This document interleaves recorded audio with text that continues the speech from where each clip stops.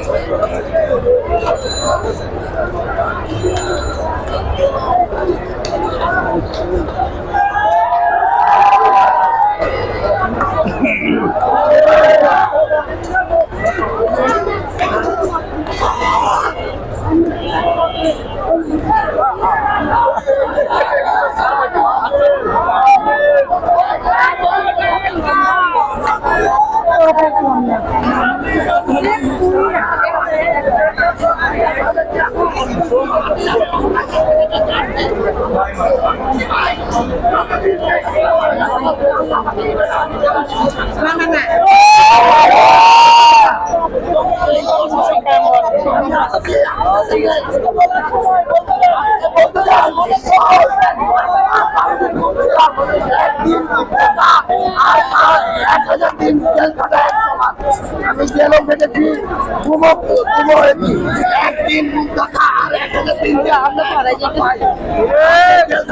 একজন শেখ হাসিনা রহমানের একজন কথা বলছেন, তার কথা শুনছি। আমার নিজের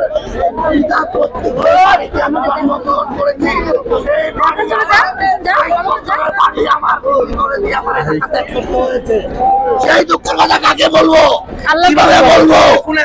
আমার এলাকা হাতিঝিল মগবাজার, হাতিঝিল এলাকার ছিলাম আমি। হাতিঝিল এলাকার আমি শুধু আমার একটাই দোষ ছিল, আমি লেখালেখি করতাম, ব্লগিং করতাম। এই দোষের কারণে আমার না বাবা অসুস্থ।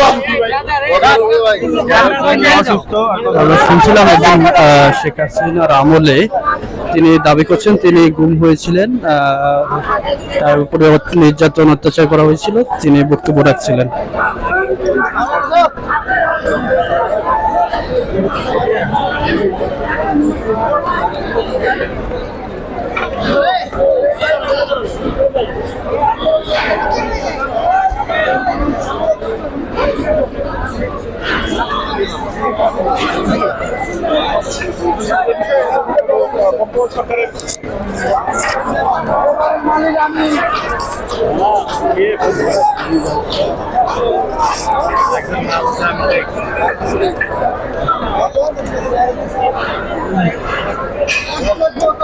দর্শক, এখানে অনেক নয়েজ, শব্দজনিত ত্রুটি যদি হয়ে থাকে তার জন্য আমি আগেই ক্ষমা চেয়ে নিচ্ছি।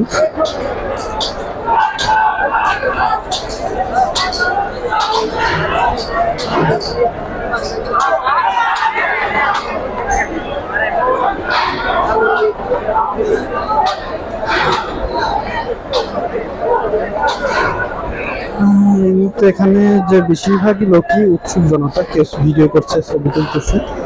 আসলে সবাই আসলে এখানে একটি পরিবেশ সেটি আসলে দেখার চেষ্টা করতেছে, স্মৃতি করে রাখার চেষ্টা করতেছে।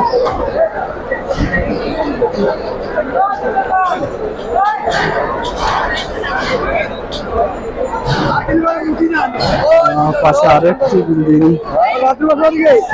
এখন শব্দ হচ্ছে, এখন সেটি ভাঙা হবে, ভাঙার কাজ চলছে। চারপাশে প্রচন্ড ধোলা।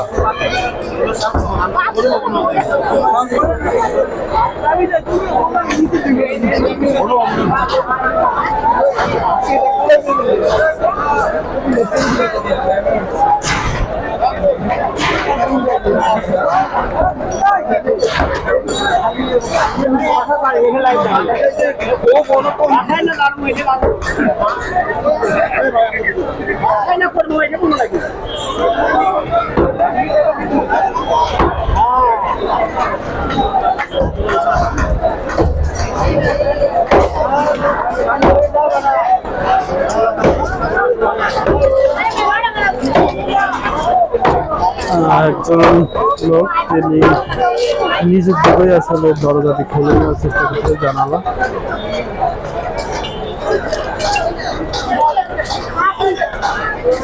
এই পাশটা একটু দেখার চেষ্টা করি, এখানে এখনো শব্দ পাওয়া যাচ্ছে ভাঙার।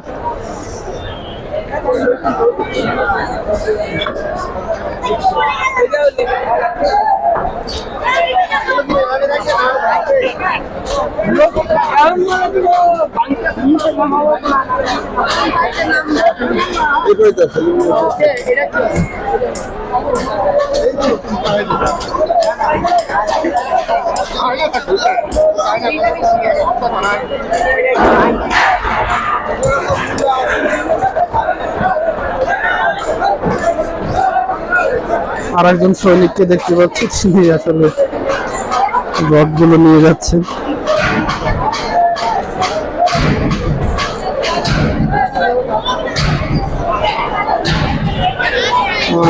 আমার যেটা মনে হচ্ছে এখানকার যে মূল্যবান যে সকল জিনিসপত্র ছিল সেগুলো আগে থেকেই সরিয়ে নেওয়া হয়েছে। এখন যেটা আছে শুধু ভাঙা টুকরা, রড এগুলোই পড়ে আছে।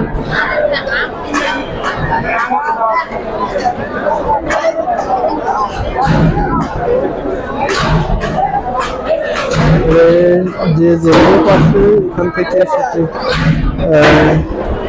সবকিছু নিয়ে যাচ্ছে, তাদের দাবি যেটা তাদের থেকে নেওয়া, অর্থাৎ গরিবের টাকা থেকে এগুলো তৈরি করা হয়েছে এবং তাই এটা নিয়ে যাওয়া তাদের হক। তো এখানে থাকা আসলে খুবই বিপজ্জনক, কেননা সবাই প্রত্যেকে দেখেন খোলার চেষ্টা করতেছে। তো এগুলো যদি গায়ে পড়ে তাদের দুর্ঘটনা করতে পারে। যদিও এখানে কেউ কোনো কারো কথা শুনতেছে না, সবাই যার যার মতন। উৎসুক জনতা হলে যে অবস্থা হয় আর কি। সো এই মুহূর্তে আমি ভিডিওটি শেষ করতে চাচ্ছি। তো এখন আপনাদের কি মতামত জানাবেন এই বাড়িটি ভাঙা এর পিছনে কারা থাকতে পারে, দেখে আসলে সাধারণ ছাত্রদের কাজ নাকি অন্য কেউ ওখানে তৃতীয় পক্ষ ছিল, সেই সাথে কি সরাসরি হাসিনার বাড়িটি ভেঙে দেওয়া এটি কি ঠিক হয়েছে কিনা সে বিষয়ে আপনারা মন্তব্য করতে পারে।